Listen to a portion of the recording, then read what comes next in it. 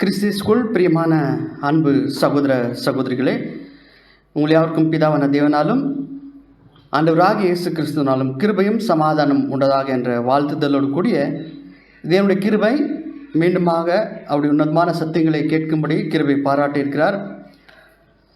இந்த நாளிற்குள்ள பிதாவாகிய தேவன் நம்மளுக்கு என்ன ஒரு படிப்பினை கொடுக்க போகிறார் என்று நம்ம சற்று தியானித்து பார்க்கலாம். மீண்டுமாக கடந்த மாதங்களில் நம்முடைய இரட்சகருடைய அநேக பாடுகளையும் அவருடைய உயிர்த்தெழுதலின் வல்லமைகளையும் நம்ம நிறைய விஷயங்களை நம்ம தியானித்து பார்த்தோம். அவர் எப்படி உயர்த்தப்பட்டது போல அந்த உயிர்த்தெழுதலில் தகுதி ஆனாரோ, அதே போல் அந்த உயிர்த்தெழுதலின் தகுதியின் வல்லமைக்குள்ளே நாமளும் கூட என்ன பண்ணோன்னா கடந்து செல்லணும். அதான் அப்போஸ்தலன் பவுல் நம்மளுக்கு ஒரு அறிவுரை சொல்கிறார். என்னன்னு பார்த்தீங்கன்னா, எப்படாயினும் நான் மரித்தொழுந்து உயிரோடு எழுந்திருப்பதற்கு தகுதியாகும்படிக்கு அப்படின்னு சொல்கிறார். அப்படின்னா இதில் என்ன ஒரு விஷயம் நம்மளுக்கு தெளிவு வருதுன்னா, எப்படியான ஆகட்டும் நானும் கூட கிறிஸ்துவை போல என்ன ஆகணுமா, அந்த உயிர்த்தெழுதின் வல்லமைக்குள்ள தகுதி ஆகணுமா. அப்போ அந்த தகுதி பெற்றால் மட்டுமே நாமளும் என்ன பண்ண முடியும், அந்த உயிர்த்தெழுதின் வல்லமைக்குள்ளே நம்ம கடந்து செல்ல முடியும். ஒருவேளை நம்மளுக்கு தகுதி நம்ம பெறலைன்னு வச்சுக்கோங்க, நம்ம அதை கடந்து செல்லலைன்னா, அந்த தகுதியை பெற்றுக்கொள்ளலைன்னா கண்டிப்பாக நம்மளால் என்ன பண்ண முடியாது, அந்த உயிர்த்தெழுதின் வல்லமைக்குள்ளே நம்ம போக முடியாது. எவ்வளோதான் நம்ம பிரயாசம் எடுத்துருக்கலாம், அநேக பேருக்கு சத்தியம் சொல்லியிருக்கலாம், அநேக ஒரு கூட்டங்களுக்கு நம்ம கலந்துருக்கலாம், தவறாமல் நம்ம என்ன பண்ணியிருக்கலாம், சபை கூடிகளே கலந்துருக்கலாம். ஆனால் அந்த உயிர்த்தெழுதின் வல்லமைக்குள்ளே நம்ம தகுதி ஆகலைன்னா, நம்மளே நம்ம சரி செஞ்சுக்கலனாக்கா கண்டிப்பாக என்ன பண்ண முடியாது, நம்மளும் அந்த உயிர்த்தெழுதின் வல்லமைக்குள்ளே நம்ம கடந்து செல்ல முடியாது. எப்படி நம்ம ரட்சகர் தலை போயிடுச்சு, அவர் ஓட்டத்தை ஓடி முடித்தார் தலை, அதே மாதிரி சரீரம் என்ன ஆயிடுச்சுங்க, எல்லாம் ஓடி முடிச்சாச்சு. இப்போ நம்ம எங்கே இருக்கிறோம், பாதங்களாக இருக்கிறோம். இப்போ யாருக்கு இப்போ ரொம்ப முக்கியத்துவமாக இருக்குதுன்னு பார்த்தீங்கன்னா நம்மளுக்கு. இப்போ எக்ஸாம்பிள் நம்ம பார்க்கும்போது ரன்னிங் ரேஸில் நம்ம ஓடுறது நம்ம பார்க்குறோம் இல்லையா, ரன்னிங் ரேஸ் நாம் கூட ஓடிருப்போம் சிறு வயதில். ரன்னிங் ரேஸ் ஓடின்னு இருக்கும்போது நம்ம என்ன பண்ணுவோன்னா, பின்னாடி இருக்கிற முன்னாடி போயிட்டாக்கா நம்மளுக்கு என்ன தோண்டும், நம்ம போயிட்டு இருக்கோம், பின்னாடி இருக்கிறாரு அவர் முன்னாடி போயிட்டோன்னா நம்மளுக்கு என்ன தோண்டும், ஏன்னா ஒரு விழிப்புணர்வு நம்மளுக்கு வரும், நம்மளும் ஓடணும் அப்படின்ட்டு ஒரு விழிப்புணர்வு வருதா இல்லைங்களா. அந்த வகையில் இப்போ நம்மளுக்கான ஒரு விஷயம் என்னன்னு பார்த்தீங்கன்னா, நம்மளும் என்ன பண்ணோம், ஓடணும் அப்படின்ட்டு நம்ம பார்க்குறோம்.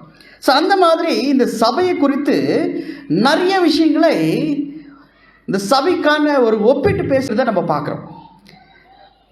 அந்த ஒப்பிட்டு பேசுகிற ஒவ்வொரு விஷயத்துக்கும் என்ன இருக்குன்னா வலிமை இருக்குது, ஆற்றல் இருக்குது. அதான் நம்ம வாசிக்கலாம். ரிப்பீட் 54:03 வாசிங்க. 54:03. வேதாகமத்தில் அநேக எடுத்துக்காட்டுகள் உபயோகிக்கப்பட்டுள்ளன. அவை அனைத்துமே மிகவும் ஆற்றல் வாய்ந்தவைகளாக உள்ளன. கிறிஸ்துவனை ஒரு போர் வீரனாக சித்தரித்தது பெருமளவும் அர்த்தமுடையது. போதும் சிஸ்டர். இப்போ வேதாகமத்தில் அநேக எடுத்துக்காட்டு இருக்குது, எல்லாமே உபயோகப்படுத்தக்கூடிய ஒரு விஷயமா இருக்குது. அந்த உபயோகப்படுத்துகிற ஒவ்வொரு விஷயத்துக்கும் என்ன இருக்குதுங்களா, ஆற்றல் இருக்குது, வலிமை இருக்குது, அதுக்கு அர்த்தம் இருக்குது. ஒன்னொன்றுக்கு என்ன இருக்குன்னா அர்த்தம் இருக்குது அப்படின்னு நம்ம பார்க்குறோம். உதாரணத்துக்கு நம்ம பார்க்குறோம், சபையை என்ன பண்ணுறோன்னா ஒரு திராட்சை செடிக்கு ஒப்பிட்டு பேசுகிறத நம்ம பார்க்குறோம். அதுக்கு ஒரு ஆற்றல் இருக்குது. இன்னும் பார்த்தீங்கன்னா ஒரு ஆட்டுக்குட்டிக்கு என்ன பண்ணுறோம் ஒப்பிட்டு பாசு, அதுக்கும் என்ன இருக்குதுங்க, ஒரு ஆற்றல் இருக்குது. இந்த மாதிரி இந்த சபையை குறித்து நிறைய விஷயத்துக்கு என்ன பண்ணியிருக்கிறாங்க, ஒப்பிட்டு பேசப்பட்டுள்ளது. அந்த வகையில் கிறிஸ்துவனுடைய வாழ்க்கை கூட எதுக்கு ஒப்பிட்டு பேசியிருக்குதுன்னு பார்த்தீங்கன்னா, எதுக்கு சித்தரிக்குது அப்படின்னு பார்த்தீங்கன்னாக்கா, ஒரு போர்க்களத்துக்கு என்ன இருக்குங்க சித்தரிக்கப்பட்டிருக்குது. அப்படின்னா கிறிஸ்துவ ஒரு வாழ்க்கையை எதுக்கு எப்படி இருக்குன்னு பார்த்தீங்கன்னா ஒரு போர்க்களம் அப்படின்னு பார்க்குறோம். அப்போது நம்மளுடைய வாழ்க்கை ஒரு சாதாரணமான வாழ்க்கையில் எல்லா மனுஷரும் வாழ்கிற போல, இல்லை டினாமினேஷன் வாழ்கிறது போல வாழ்க்கை நம்மளுக்கு கிடையாது. கிறிஸ்துவனுடைய வாழ்க்கை அந்த மாதிரி கிடையாது. கிறிஸ்துவனுடைய வாழ்க்கையே ஒரு போர்க்களம். போர்க்களம் என்ன இருக்கும், போர்க்களத்தில் யுத்தம் நடந்துருக்கும். அநேக ஒத்துருக்கொத்துனா இருக்கும், அநேக யுத்தங்கள் நடந்திருக்கும். அப்போது கிறிஸ்தவ வாழ்க்கை ஒரு போர்க்களம் அப்படின்ட்டு சொல்லப்பட்டிருக்கு. இப்போ போர்க்களத்தில் நம்ம இருக்கிறோமா இல்லையா? இருக்கிறோமா இல்லையா? கண்டிப்பாக நம்ம போர்க்களத்தில் தான் நம்ம இருக்கிறோம். சரி, போர்க்களத்தில் இருக்கிறோம் அப்படின்னால அந்த போர்க்களத்தில் நிற்கனால நம்மளுக்கு என்ன தேவை? அதுக்கு முன்னாடி போர்க்களத்தில் நிற்கணும்னால சரீரப்பிரகமாக எடுத்துக்கணும். போர்க்களத்தில் நிற்கனால நம்மளுக்கு என்ன தேவை? நம்மளுக்கு பலன் வேணும், சத்துவம் தேவை. வசனம் வாசிக்கலாம், ஆதார வசனம். இன்னைக்கு நம்ம போகிற ஒரு பாடத்தின் தலைப்பு என்னன்னா, கர்த்தரிலும் அவருடைய சத்துவத்தின் வல்லமையிலும் பலப்படுங்கள். இதுதான் நம்மளுடைய பாடத்தின் தலைப்பு. வாசிக்கலாம் ஆதார வசனம், எபேசியர் 6:10. எபேசியர் 6:10. கடைசியாக என் சகோதரரே, கர்த்தரிலும் அவருடைய சத்துவத்தின் வல்லமையிலும் பலப்படுங்கள். பாருங்க, கடைசியாக அப்படின்னா கடைசியாக என்ன? நான் கடைசியா ஒரு வார்த்தை சொல்றேன். நீங்க என்ன எதுல வளரணுமா? கர்த்தரிலும் அவருடைய சத்துவத்தின் வல்லமையிலும் பலப்படுங்கள். இது இங்கே எதனா மாற்றி சொல்லியிருக்கிறாரா? வேறு எதில் நம்ம சத்து தேடிக்கணும்னு சொல்லிக்கிறாரா? நம்ம எதில் தான் நம்ம சத்துவம் தேடணுமா? ஃபஸ்ட்டு கர்த்தரிலும் அப்படின்னா கர்த்தரிலும் நிலைத்து இருக்கணுமா? அடுத்து அவருடைய சத்தியத்தின் வல்லமையிலும் நம்ம என்ன பண்ணணுமா? சத்துவத்தின் வல்லமையிலும் பலப்படணும் அப்படின்னு சொல்லப்பட்டிருக்குது. அப்படின்னா இதில் கர்த்தரில் நிலைத்திருப்பதும் அவருடைய சத்தியத்தின் வல்லமையிலும் பலப்படுறதும் ஒன்றுக்கு ஒன்று என்ன இருக்குதுன்னா இசைவாக இருக்குது, ஒரு பிரிவு கிடையாது. கர்த்தர் நிலைத்திருக்குதும் அவருடைய சத்துவத்தின் வல்லமையில பலப்படுறதும் ஒன்றுக்கு ஒன்று எப்படி இருக்குதுங்களா? இசைவா இருக்குது அப்படின்னு நம்ம பார்க்குறோம். சரி, கர்த்தருடைய சத்துவம் அப்படின்னு நம்ம பார்க்குறோம். சரி, கர்த்தருடைய சத்துவம் என்றால் என்ன? கர்த்தருடைய சத்துவத்தை நம்ம எப்படி புரிஞ்சுக்கிறது அப்படின்னு பார்க்கும்போது, உதாரணமாக நம்ம சரீரப்பிரகாரமாக சில விஷயத்தை நம்ம பார்க்கணும். ஏன்னா இந்த ஒரு விஷயம் புரிஞ்சுக்கிறதுக்கு சரீரப்பிரகாரமாக சில விஷயத்தை நம்ம என்ன பண்ணலாம், யோசித்து பார்க்கலாம். இப்போ தேவன் நம்மளை மனுஷனை எப்படி அவர் படைச்சிருக்கிறார்னா, ஒரு பரிபூர்ணமாக அவர் படைச்சிருக்கிறார் மனுஷனை, இல்லைங்களா? அப்போ அந்த பரிபூர்ணமான ஒரு மனுஷன், சாதாரணமாக ஒரு மனுஷன் சரீர வளர்ச்சியை பலத்தோடு இருக்கணும்னாக்கா அவருக்கு என்ன தேவை? ஒரு மனுஷன் சாதாரணமாக ஒரு மனுஷன் நல்ல பலத்தோடு ஆரோக்கியமாக இருக்கணும்னாக்கா என்ன தேவை? சத்துவம் தேவை. இந்த சத்துவம் இருந்தால் மட்டும்தான் ஒரு மனுஷன் என்ன பண்ண முடியும்? ஆரோக்கியமாக பலத்தோடு அவன் ஜீவிக்க முடியும்னு நம்ம பார்க்குறோம். அந்த மாதிரி நம்ம ஆரோக்கியமாக வலிமையாக ஆற்றலாக நம்ம வாழ்கிறதுக்கு நம்மளுக்கு என்ன தேவைன்னா ஊட்டச்சத்து தேவை. தேவன் அந்த மாதிரி தான் நம்மளுக்கு அநேக ஊட்டச்சத்துக்கள் அவருடைய படைப்பின் மூலம் நம்மளுக்கு என்ன பண்ணிட்டாருன்னா கொடுத்துட்டார். அநேக இந்த ஊட்டச்சத்து நிறைய விஷயங்கள் தேவன் நம்மளுக்கு கொடுத்துருக்கிறார். மனுஷன் ஆரோக்கியமாக இருக்கிறதுக்கு பலவிதமான விட்டமின்கள் இருக்குது, இல்லைங்களா? டி சத்து, ஈ சத்து, இல்லைங்களா? இப்படி அநேக சத்துக்கள் தேவன் நம்மளுக்கு கொடுத்துருக்கிறாரு. அது மட்டும் இல்லை, தாதுக்கள், புரதங்கள், கொழுப்புகள், கார்போஹைட்ரேட்ஸ், நார் சத்து, இப்படி நிறைய சத்துக்கள் யாருக்கு கொடுத்துருக்காருன்னா மனுஷனுக்கு கொடுத்துருக்கிறாரு. இவை எல்லாமே தேவன் எங்கே வச்சிருக்கிறாரு? இந்த சத்துக்களெல்லாம் எதில் வச்சிருக்கிறாரு?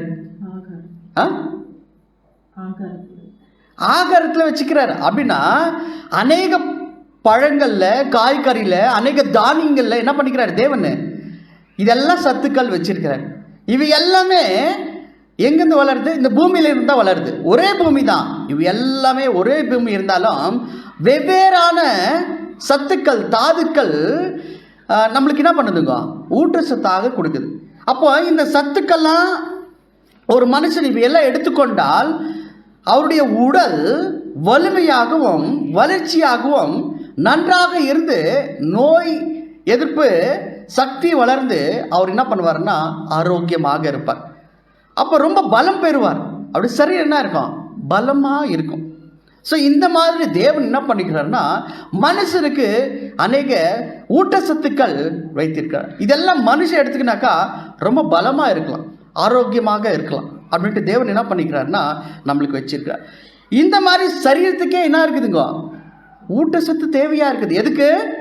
பலனாக இருக்கிறதுக்கு, ஆரோக்கியமாக இருக்குது. இந்த சரீர வலுவு பெற சாதாரண இந்த மாம்ச சரீரத்துக்கு என்ன இருக்குதுங்க, தேவையாக இருக்குது. அப்போது ஆவிக்குரிய ஜீவமாக நம்ம ஜீவிக்கிறோம். இந்த சரீரம் ஒரு நாளைக்கு என்ன ஆகிடும், அழிஞ்சு போயிடும். ஆனால் நம்ம எப்படியாப்பட்ட ஒரு சரீரத்தை நம்ம பெற போகிறோம், ஆவிக்குரிய ஒரு ஜீவியாக நம்ம வாழ போகிறோம் இல்லைங்களா. தேவன் கொடுக்குற ஒரு பரிசு எதுங்க, திவ்ய சுபாவம். அப்படின்னா இதை நம்ம பெற்றுக்கொள்ளணும்னா, இதை நம்ம அடையணும்னா, ஆவிக்குரிய ஒரு நிலைமையை நம்ம எட்டணும்னாக்கா நம்மளுக்கு என்ன தேவை, சத்துவம் தேவை. அந்த சத்துவம் இருந்தால் மட்டுமே அந்த போர்க்களத்தில் நின்று நம்ம என்ன பண்ண முடியும், ஜெயிக்க முடியும். ஒருவேளை இந்த சத்துவம் இல்லைன்னா நம்ம போர்க்களத்தில் என்ன பண்ண முடியாது, ஜெயிக்க முடியாது. அப்போ முதல்ல நம்ம பார்த்தோம் கர்த்தரிலும் அப்படின்னு நம்ம பார்த்தோம். கர்த்தரிலும் நம்ம என்ன பண்ணுமா, நிலைத்து இருக்கணும். அடுத்து அவர் கொடுக்குற சத்துவத்தின் வல்லமையில நம்ம பலப்படணும். ஒன்று கர்த்தரில் நிலைத்து இருக்கணும், ரெண்டாவது அவர் கொடுக்குற சத்துவத்தின் வல்லமையில நம்ம என்ன பண்ணுமா, பலப்படணும். அப்போ எப்படி கர்த்தர் நிலைத்திருப்பது வாசிக்கலாம். ரீப்ரிண்ட் 59:77. ரீப்ரிண்ட் 59:77.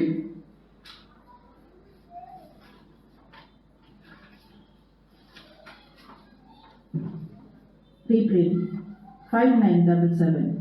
தேவனை அறியும்படிக்கு தேடுகிற எவரும் எந்த அளவு தேடுகிறார்களோ அதே சரிவிகித அளவுக்கு அவரது நிஜமான குணாதிசயத்தை காண வழி நடத்தப்படுவார்கள். போதும் பாருங்க, தேவனை அறியும்படிக்குன்னு சொல்லப்பட்டிருக்குது, இங்க தெரியும்படிக்குன்னு சொல்லப்படல. என்னன்னு சொல்லியிருக்கிறதுங்க, அறியும்படிக்கு. சரி, அறியும்படிக்குன்னா என்ன அர்த்தம்? தெரியும் என்றதுக்கும் அறியும் என்றதுக்கும் வித்தியாசம் இருக்குதா, தெரியுதுங்களா? தெரியும் அப்படின்னா இவர் எனக்கு தெரியும், ஆனால் இவருடைய குணாதிசயங்கள் எனக்கு என்ன ஆகுது. ஆனால் அறியும் என்றதுக்கு, அறிந்திருக்கிறேன் என்றதுக்கு என்ன இருக்குதுங்க, வித்தியாசம் இருக்குது. அப்படின்னா இவருடைய சுபாவம் எனக்கு தெரியும், இவருடைய குணலட்சணம் எனக்கு தெரியும் அப்படின்ட்டு என்ன ஆகுது நம்ம சொல்கிறோம் இல்லைங்களா.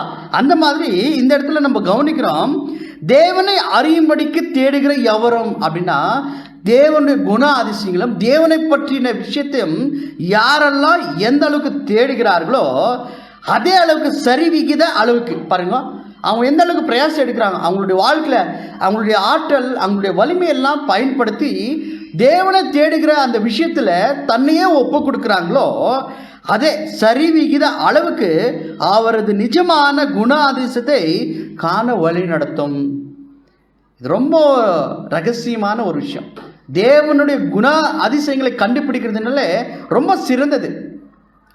அந்த மாதிரி எந்த அளவுக்கு நம்ம தேடுகிறோமோ தேவன் என்ன பண்ணுறன்னா அதே சரி விகித அளவுக்கு அவரை என்ன பண்ணுவாருங்களா, வேத வசனத்தின் மூலம் வெளிப்படுத்துவார், அதை கண்டு கொள்ளுவார் என்று சொல்றார். அவரில் பற்றுறுதியாயும் அடைவார்கள். அப்படிப்பட்டவர்கள் கர்த்தரிடத்தில் முழு அர்ப்பணிப்பு செய்யும் நிலைமைக்கு வந்திருப்பார். அப்படின்னா இப்போ நம்ம அர்ப்பணம் பண்ணிட்டோம், தினந்தோறும் முழுக்க முழுக்க ஒவ்வொரு நாளும் நம்ம அந்த அர்ப்பணத்தை ஏற்ற வாழ்க்கை வாழ்கிறோமா? முழுசா நம்ம அர்ப்பணம் பண்ணிட்டோம்னு நம்ம சொல்கிறோம் இல்லைங்களா. ஒவ்வொரு நாளும் அந்த அர்ப்பணிப்பின் ஜீவத்தில் அந்த அந்த நாள் முழுக்க அந்த அர்ப்பணிப்பின் ஜீவத்தில் நம்ம இருக்கிறோமா? கண்டிப்பாக இல்லை. ஒரு ஹவரு இல்லை ஒரு ½ அன் ஹவரு நம்ம என்ன பண்ணியிருப்போம், அந்த ஒரு நிலைமையில இருப்போம். ஆனால் மீண்டும் நம்ம க்ளீனாக நம்ம ஆலோசி பார்த்தா முழுக்க முழுக்க நம்மளுக்கு பெரியமாக தான் நம்ம என்ன பண்ணியிருப்போம், வாழ்ந்திருப்போம். அதுதான் இந்த இடத்துல ரொம்ப அழகாக அவர் சொல்கிறாரு, அவரில் பற்றுறுதியாயும் அடைவார்கள். அப்படியேப்பட்டவர்கள் யார்? எப்படியாப்பட்டவர்கள்? தேவனை யாரெல்லாம் தேடுறாங்களோ அவருடைய குணலட்சணத்தின்படி நான் வாழணும், அது கற்றுக்கணும், அவர் போல நான் வாழணும் அப்படின்ட்டு யார் நினைக்கிறாங்களோ அவங்க அர்ப்பணிப்பின் ஜீவத்தில் முழு அர்ப்பணிப்பு நிலைப்பாட்டிற்கு வந்திருப்பாருங்களா. முழுசாக அர்ப்பணிக்கிற அந்த நிலைப்பாட்டு இருக்கு இல்லைங்களா, அந்த நிலைக்கு அவங்க வந்திருப்பாங்களாம். அது மட்டும் இல்லை, இன்னொரு விஷயத்தை கூட அவங்க செய்வாங்களாம். பரிசுத்த ஆவியினால் ஜனிக்கப்படுதலை பெற்று கிறிஸ்து இயேசுக்குள் பரிசுத்தமாக்கப்பட்டவர்களாகவும் சபை வகுப்பாராகவும் அவருக்கென்று பிரித்தெடுக்கப்பட்டவர்களாக அவரது பரிசுத்த ஆவியினால் பிரித்தெடுக்கப்பட்டவர்களாக இருப்பார்கள் அப்படின்ட்டு நம்ம பார்க்குறோம். அப்படின்னா இந்த சபை வகுப்பாராக அவங்க வாழ்றவங்க பரிசுத்த ஆவியினால் என்ன பண்ணியிருப்பாங்களாம், இந்த உலகத்திலிருந்து பிரித்தெடுக்கப்பட்டவர்களாக காணப்படுவார்கள். அப்படின்னா இவங்களுடைய வாழ்க்கை எப்படி இருக்குன்னு பார்த்தீங்கன்னா, உலகத்துக்கு ஒத்த வேஷ தரியா அந்த மாதிரி இல்லாமல் இவங்க என்ன பண்ணியிருப்பாங்க, உலகத்தில் இருந்தாலும் சரி, ஆனால் எப்படி வாழ்வாங்களா இவங்க, பரிசுத்த ஆவியின் வழி நடத்துதல் கூட என்ன பண்ணுவாங்கன்னா எங்களுடைய வாழ்க்கை இருக்கும் என்ன நம்ம பார்க்குறோம். அப்போ முதல்ல கர்த்தரிலும் நம்ம என்ன பண்ணுமா, நிலைத்து இருக்கணும். அவரை நிலைத்து இருக்கணும்னாக்கா அவரை தேடுகிற விஷயத்தில், அவருடைய குணாதிசயங்கள் தேடுகிற விஷயத்தில் அவர் மேலே எப்படி இருக்கணுமா, பற்றுறுதியாய் இருக்கணும் என்று நம்ம பார்க்குறோம். அதை நம்ம ரட்சகர் கூட நம்மளுக்கு நல்லா தெரியும். ஒரு உதாரணம் அவர் கொடுத்துட்டுருக்கிறாரு. என்ன உதாரணம்னாக்கா, ஃபஸ்ட்டு எண்ணில் நிலைத்திருங்கள், அப்பொழுது நீங்கள் என்ன பண்ணுவீங்க, அதிக கனிகளை கொடுப்பீர்கள் அப்படின்னு சொல்ல. அப்போது அந்த திராட்சை செடியில் இந்த கிளை நிலைத்திருந்தால் மட்டுமே தான் என்ன பண்ண முடியும், பலன் கொடுக்க முடியும் இல்லைங்களா. அந்த செடியில் அது நிலைத்திருந்தால்தான் பூமியிலேருந்து சத்துக்கள் என்ன பண்ணோம், அதுக்கு போய் கிளைக்கு என்ன பண்ண முடியும், பாய முடியும். ஒருவேளை அந்த கிளை அதில் நிலைத்திரலைன்னா சத்து எப்படி போகும், எப்படி பலன் கொடுக்கும், கண்டிப்பாக கொடுக்க முடியாது. அப்படின்னா இந்த கிளை அந்த எதில் நிலைத்திருக்கணுமா, அந்த திராட்சை செடியில் நிலைத்திருக்கு. அப்போ தான் அதுக்கு என்ன வரும், சத்துக்கள் அதுக்கு சென்று அதிக கனிகளை கொடுக்கும் என்று பார்க்குறோம். அப்போ இந்த அதிக கனிகள் கொடுத்தால் யார் பிரியமாக இருப்பார், பிதா பிரியமாக இருப்பார். நீங்கள் அதிக கனிகளை கொடுப்பதினால் பிதா என்னவா இருக்கிறான், பிரியமாக இருக்கிறாரு அப்படின்னு சொல்கிறாரு. அப்படின்னா நம்ம அந்த ஒரு செடியில் நிலைத்திருக்கு. அப்போ நாம் கிறிஸ்துவன் பள்ளியில் இருக்கணும். கிறிஸ்துவன் பள்ளியில் இருந்தால் மட்டுமே நம்மளுக்கான ஒரு சத்துக்கள் கிடைக்கும். நான் கிறிஸ்துவன் பள்ளியில் இல்லைனாக்கா நம்மளுக்கு சத்து கிடைக்குமா? அப்படின்னா முதல்ல நம்ம என்ன பண்ணோம், சபை கூடி வருதலை நம்ம என்ன பண்ணிடக்கூடாது, விட்டுவிடக்கூடாது. அநேகர் விட்டு விடுறது போல நாம் என்ன பண்ணிடக்கூடாது, சபை கூடுதலை விட்டு விடக்கூடாது. அப்படின்னா இப்போ 2 பேர் நம்ம உதாரணம் எடுத்துக்கலாம். ஒருத்தர் சபைக்கு போகிறாரு, அப்படின்னா கிறிஸ்துவன் பள்ளியில் இருக்கிறாரு. ஒருத்தர் கான்சிக்ரேஷன் ஆகிக்கிறாரு, ஆனால் கிறிஸ்துவன் பள்ளியில் இல்லை, சபைக்கு அடிக்கடிக்கு வர மாட்டேங்கிறாரு. அப்படின்னா இது இந்த 2 பேரில் யார் பலசாலியாக இருப்பார்? இப்போ ஏதோ ஒரு பிரச்சனை வந்துச்சு, அவங்களுக்குள்ள போராட்டம் வந்துச்சு, அந்த போராட்டத்தில் ஜெயிச்சு அதில் இடுக்கமான வாசலில் யார் நிற்பார், யார் நிற்பாருங்க, யார் கிறிஸ்துவன் பள்ளியில் இருக்கிறாரோ, அப்படின்னா சபை கூடுவதில் யார் இருக்கிறாரோ அவர் தான் அந்த போராட்டத்தை ஜெயிக்க முடியும். யார் கிறிஸ்துவன் பள்ளியில் அந்த சபைக்கு வரலையோ அவர் என்ன பண்ண முடியாது, கண்டிப்பாக அதில் நிற்க முடியாது. ஏன்னா எப்படி போராடுறதுக்குரிய ஒரு சத்து எங்கே கிடைக்குது, எங்கே கிடைக்குதுங்க, நம்ம இங்கே சபை கூடி வரதுல தான் கிடைக்குது சத்து. இங்கே தான் நம்ம சத்து என்ன பண்ணுறோம், சம்பாதிக்கிறோம். அதை சம்பாதித்து உலகத்தில் போயிட்டு நம்ம என்ன பண்ணுறோம், அதை வெளிப்படுத்துகிறோம், அதன்படி நம்ம வாழ்கிறோம். இங்கே சத்து என்ன பண்ணுறோம், நம்ம எடுத்துக்கிறோம். அப்போ வெளியே போயிட்டு நம்ம என்ன பண்ணுறோம், அது ப்ராக்டிக்கலாக என்ன பண்ணுறோம், நடைமுறையில் நம்ம என்ன பண்ணுறோம், நடக்கிறோம். இந்த சத்துவே இல்லைன்னா கண்டிப்பாக என்ன பண்ண முடியாது, போராட முடியாது. அப்படின்னா சபை கூடுறதுல ஃபஸ்ட்டு நம்ம என்ன பண்ணோம், விட்டு விடக்கூடாது. எப்பவுமே சபை கூடுதலில் நம்ம என்ன பண்ணோம், கலந்துக்கணும். ஆனால் இன்றைக்கி பார்த்தா இந்த சபை கூடுதல் விஷயத்தில் நிறைய பேருக்கு வெவ்வேறான ஒரு நோக்கங்கள் இருக்குது. சபை கூடுறதுக்கு வர்றதே இல்லை, என்ன பண்ணுறாங்க, ஆன்லைன்லேயே கேட்டுக்கிறாங்க. இப்போ சபை கூடுறது நம்ம எதுக்காக கூடுறோம், சபை எதுக்காக, சபை ஒரு சப்ஜெக்ட் கேட்கறதுக்காக நம்ம கூடுறோமா? சில பேர் இன்னும் சில பேர் நினைப்பாங்க, இப்போ யாருன்னா ஒருத்தர் பிடிக்கலன்னு வச்சுக்கோ, அவருடைய சப்ஜெக்ட் நான் போய் கேட்கணுமா, இவருடைய சப்ஜெக்ட் நான் போய் கேட்கணுமா அப்படின்ட்டு என்ன பண்ணுவாங்க, யோசிப்பாங்க. அவர் எனக்கு பிடிக்கலையே, அவர் சப்ஜெக்டு அவரு எடுக்கிற அந்த சப்ஜெக்ட் நான் போய் உக்காந்து நான் என்னத்துக்கு கேட்கணும் அப்படின்னு என்ன பண்ணுவாங்க, சில பேர் நினைப்பாங்க. அப்படின்னா நீங்கள் நல்லா யோசிங்க, வசனம் என்ன சொல்றது, தெளிவாக சொல்லுது. என்னது, எங்கு 2-3 பேர்கள் கூடுகிறார்களோ அங்கே நான் இருப்பேன் அப்படின்னு சொல்கிறாரு. கரெக்டுங்களா? இந்த வசனத்தை நம்ம விசுவாசிக்கிறோமா? கண்டிப்பாக தேவன் இருக்கிறாரா? எங்கு 2-3 பேர்கள் கூடுகிறார்களோ அங்கே நான் இருப்பேன் அப்படின்ற இந்த ஒரு வசனத்தை நம்ம விசுவாசிக்கிறோமா? இதில் எத்தனை டவுட் இருக்குதா? கண்டிப்பாக டவுட் இல்லை. கண்டிப்பாக எங்கே 2-3 பேர் இருக்கிறார்களோ அங்கே யார் இருப்பார், தேவன் இருப்பார். அப்படின்னா இப்போ ஒரு சகோதரர் இங்கே சத்தியத்தை பேசுகிறான்னு வச்சுக்கோ. அப்படின்னா ஒருத்தர் நினைக்கிறாரு, இவர் எனக்கு பிடிக்கல, இவர் சப்ஜெக்ட் நான் என்ன பண்ண மாட்டேன், நான் கேட்க மாட்டேன் அப்படின்ட்டு என்ன பண்ணியிருப்பாங்க, வரவே மாட்டாங்க. அப்படின்னா யாருக்காக அவர் வராரு, மனுஷனுக்காக வராரு, மனுஷனுக்காக ஆலயத்துக்கு போகிறாரு. யாருக்காக ஆலயத்துக்கு போகிறாரு, தேவன் சொல்லிட்டார், எங்கே 2-3 பேர் இருக்கிறார்களோ அங்கே நான் இருப்பேன் என்றார். அப்போ தேவன் இருக்கிற ஸ்தலத்துக்கு தேவனுக்காகத்தானே வரணும் இல்லைங்களா? ஒரு சப்ஜெக்ட் மட்டுமே நம்ம ஆலயத்துக்கு போகிறதா? ஒரு சப்ஜெக்ட் கேட்கறதுக்கு மட்டுமே நம்ம போகிறோமா? இன்னும் அநேக விஷயங்கள் இருக்குது. நம்ம எதுக்காக நம்ம சபைக்கு போகிறோம் இல்லைங்களா? வாரம் ஃபுல்லாக நம்மளை தேவன் என்ன பண்ணிக்கிறாரு? தன்னுடைய கண்ணின் மணி போல நம்மளை காத்து இருக்கிறார், நம்மளை வழிநடத்திருக்கிறார். அநேக ராசமோசங்களை விலக்கி அந்த இடுக்கமான வாசலில் பிரவேசிக்கிறதான ஜீவனை கொடுத்து நம்மளை வழிநடத்தி விழுக்கிறார். முதல்ல தேவனுடைய ஆலயத்துக்கு போகிறதும் பாடல் மூலமாக நம்ம என்ன பண்ணுமா? தேவனுக்கு நன்றி சொல்லணும். அது மட்டும் இல்லை, சகோதர அருமையான சகோதர சகோதரிகளை தேவன் நம்மளுக்கு கொடுத்துருக்கிறார் இல்லைங்களா? நீங்கள் எங்கே இருந்தீங்க, நான் எங்கே இருந்தேன். ஆனால் தேவன் இந்த சத்தியத்தினால நம்மளெல்லாம் ஒன்றாக இசைக்கப்பட்டு ஒருவர் நலரே ஒருவன் கருதி ஒருத்தருக்கு ஒருத்தர் நம்ம என்ன பண்ணிக்கிறோம்? போதித்து அநேக ஆறுதலான வார்த்தைகளை நம்ம கேட்குறோம். இப்போ ஒருத்தருக்கு ஒருத்தர் நம்ம பேசிக்கும் போது என்னுடைய பலவீனத்தில் நீங்கள் எனக்கு ஆறுதல் சொல்லும்போது எனக்கு எவ்வளோ பலனாக இருக்குது இல்லைங்களா? அப்போ நம்ம சபைக்கு எதுக்கு போகிறோம்? ஒரு சப்ஜெக்ட் கேட்க போகிறோம், அதுக்கு மட்டும் இல்லை. அநேக விஷயங்கள் சபை கூடுகளில் தேவன் என்ன பண்ணிக்கிறாருங்க வச்சிருக்காரு. ஆனால் பல பேர் பலவிதமான நோக்கங்கள் இருக்குது. நம்ம சபைக்கு போகிற நோக்கம், அந்த நோக்கமே தெரியாமல் நிறைய பேர் என்ன பண்ணுறாங்க? போயிட்டு இருக்கிறாங்க. அப்போ முதல்ல எனக்காக யார் காத்துட்டு இருப்பாரு? தேவன் காத்துட்டு இருப்பாரு. பாருங்க, டினாமினேஷனில் ஒரு விஷயத்தை அவங்க சொல்கிறாங்க. ஒவ்வொரு நாளும் ஒரு தாய்க்கு வந்துட்டு ஒரு மகன் இருப்பார். முதல்ல அவங்க தான் போய் உக்காருவாங்க. சபைக்குனால முதல் சீட்டில் அவங்க தான் வந்து உக்காருவாங்க. டெய்லி இந்த மாதிரி உக்காருவாங்க. ஒரு நாள் என்ன ஆயிடுச்சுன்னா, அவங்களுடைய மகன் என்ன பண்ணிட்டாருன்னா இறந்துட்டார். அன்னைக்கு கூட முதல்ல போய் உக்காந்துட்டு இருக்கிறாங்க. எல்லாம் முடிஞ்சிச்சு, சபையெல்லாம் போயிட்டாங்க. அந்த டைமில் அந்த தாய் என்ன சொல்கிறாங்க? நீங்கள் எல்லாரும் எங்கள் வீட்டுக்கு வந்துட்டு எங்கள் வீட்டுக்கு வரணும்னு சொல்கிறாங்க. எதுக்குமா அப்படின்னு கேட்குறாங்க. என் பையன் இறந்துட்டாங்க அதனால அப்படின்னு சொல்கிறாங்க. ப்ரேயர் பண்ணணும் அப்படின்ட்டு, அடக்கம் பண்ணணும் அப்படின்னா உன் பையன் இறந்துட்டாரு ஆனாலும் இங்கே வந்து இருக்கிறியம்மா அப்படின்னு கேட்கறதுக்கு அந்த தாய் என்ன தெரியுமா சொன்னாங்க? எனக்காக யார் காத்துட்டு இருப்பார்? தேவன் காத்துட்டு இருப்பாரு. நான் ஃபஸ்ட்டு அங்கே தான் போகணும் அப்படின்ட்டு யாருக்கு முக்கியத்துவம் கொடுத்துருக்குறாருங்க? தேவனுக்கு. அப்படின்னா உண்மையான சத்தியம் நம்மளை அறிஞ்சிருக்கிறோம். தேவனுடைய தெய்வீக திட்டம் தெரியும், எல்லாமே நம்மளுக்கு தெரியும். நம்மளையும் ஒரு பொருட்டாக எண்ணி அந்த தெய்வீக திட்டத்தில் நம்மளுக்கு ஒரு வாய்ப்பு கொடுத்துருக்கிறாரு. இப்படியாப்பட்ட சத்தியம் தெரிஞ்சிருக்கிற நாம் ஆலயத்துக்கு கூடுறது அப்படின்னா இந்த கூடைக்கு நம்ம முக்கியத்துவம் கொடுத்துன்னு இருக்கணுமா? கொஞ்சம் யோசித்து பாரு. இன்றைக்கி எல்லாமே ஆன்லைன், வீட்டிலே உட்காந்து என்ன பண்ணுறாங்க? கேட்குறாங்க.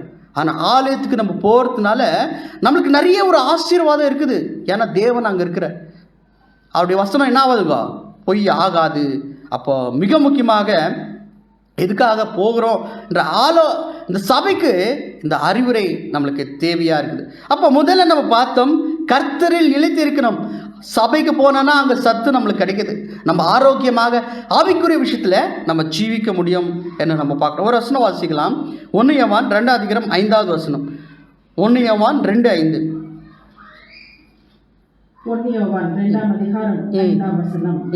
அவருடைய வசனத்தை கைக்கொள்கிறவரிடத்தில் தேவ அன்பு மெய்யாக பூரணப்பட்டிருக்கும். பார்த்தீங்களா? சபை கூட வரதுல விட்டு விடாது. நீங்கள் வசனம் போதிக்குது.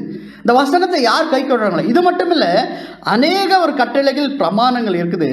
இதையெல்லாம் யார் கை கொள்றாரோ அவருடைய வசனத்தை கை கொள்கிறவரிடத்தில் தேவ அன்பு என்னவா இருக்குதுங்களா?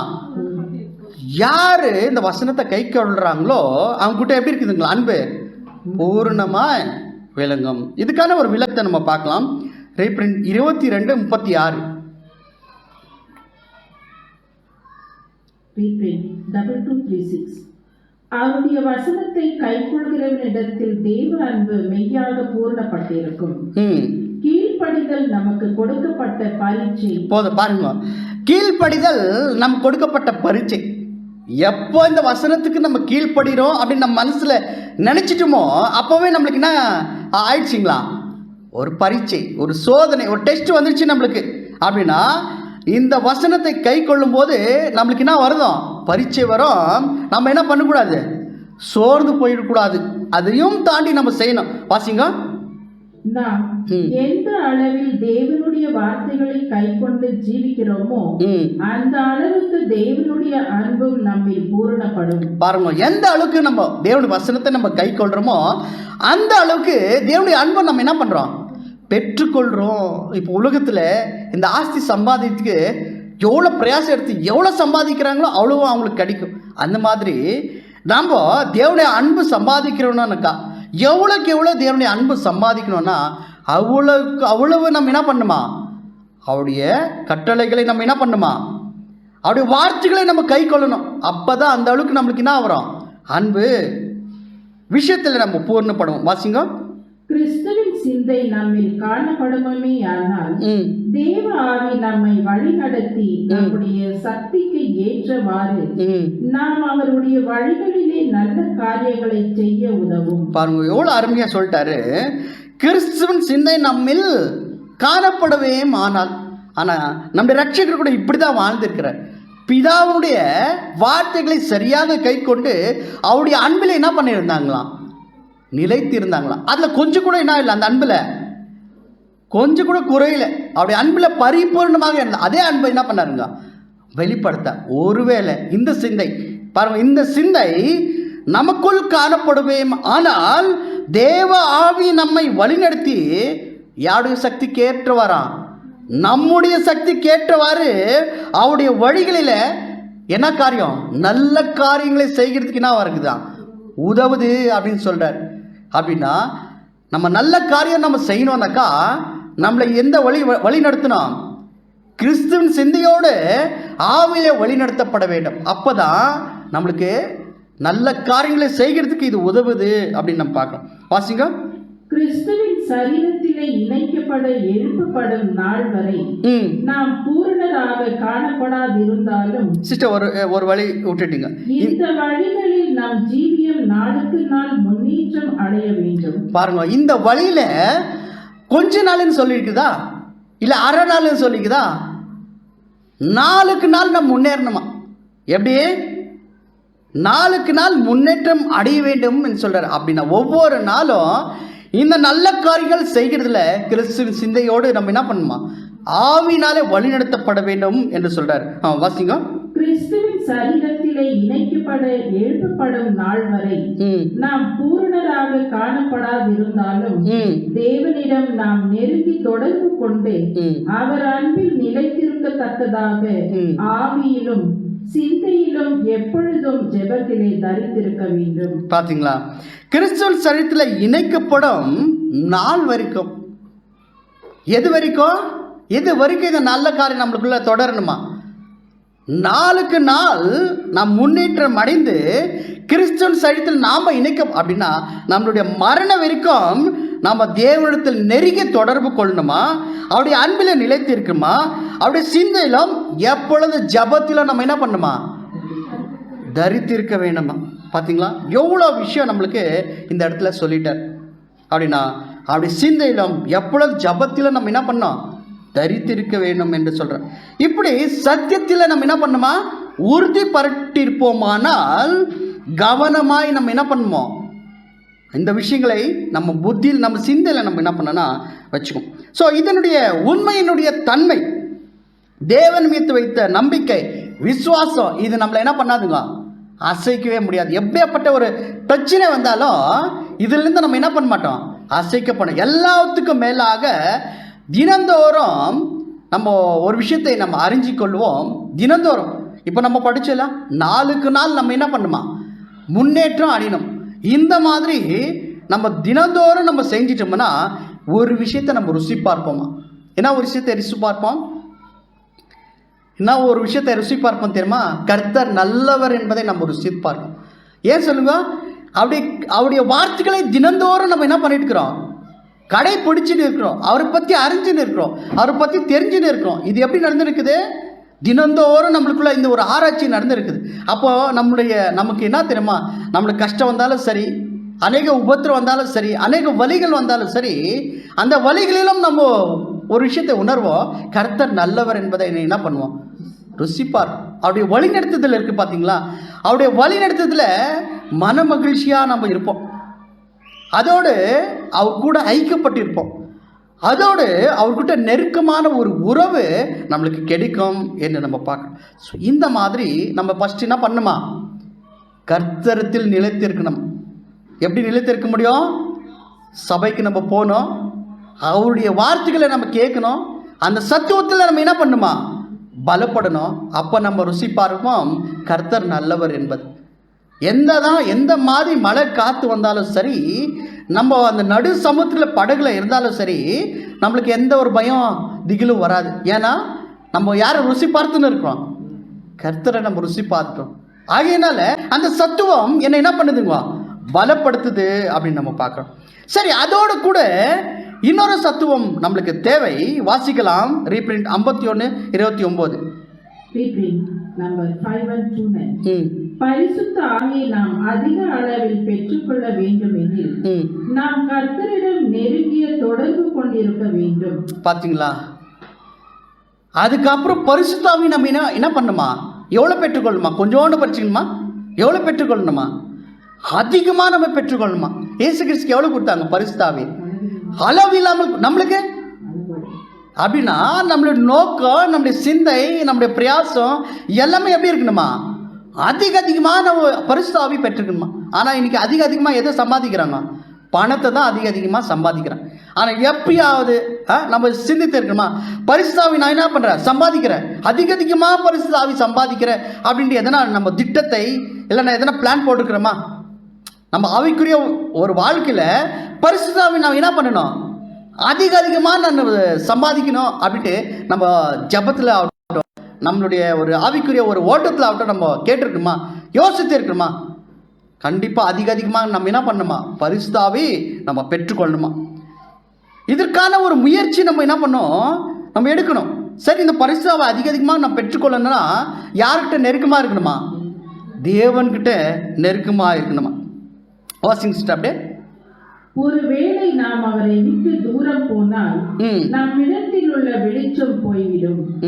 ஒருவேளை நாம் ஜெபம் என்னும் ஸ்லாக்கியத்தை புறக்கணித்தோமானால், அல்லது வேத வாக்கியங்களை ஆராயவில்லை என்றால், அல்லது அவரை குறித்து சிந்திக்க தவறி அவருடனான ஐக்கியத்தை குறைத்தால், நமக்குள் காணப்படும் பரிசுத்தாவின் வெளிச்சம் மங்கி போக ஆரம்பித்துவிடும். பாருங்க, எவ்வளவு ஒரு அருமையா சொல்லப்படும்.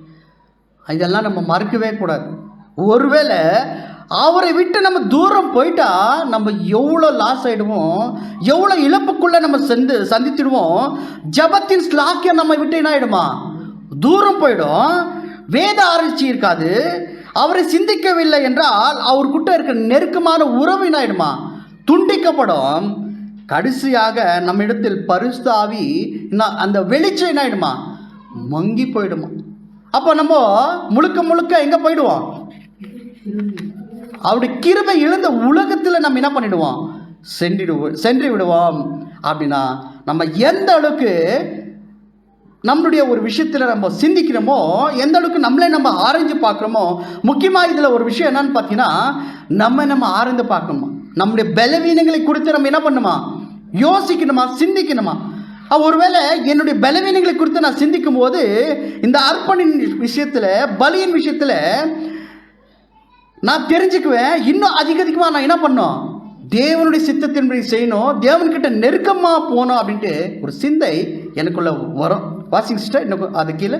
ஆனால் நாம் எந்த அளவிற்கு நம்முடைய சொந்த பலவீனங்களை உணர்ந்து கொள்கிறோமோ மற்றும் கர்த்தருக்கான நம்முடைய அர்ப்பணிப்பு எந்த அளவு காணப்படுகிறதோ அந்த அளவுக்கு ஏற்றவாறு இந்த ஒளி நமக்குள் பிரகாசித்து வரும். பாத்தீங்களா, எந்த அளவுக்கு நம்மளை குறித்து நம்ம யோசிக்கிறோமோ அப்ப நம்மளுக்கு தெரியும் நான் எவ்வளவு பலவீனன் அப்படின்ட்டு.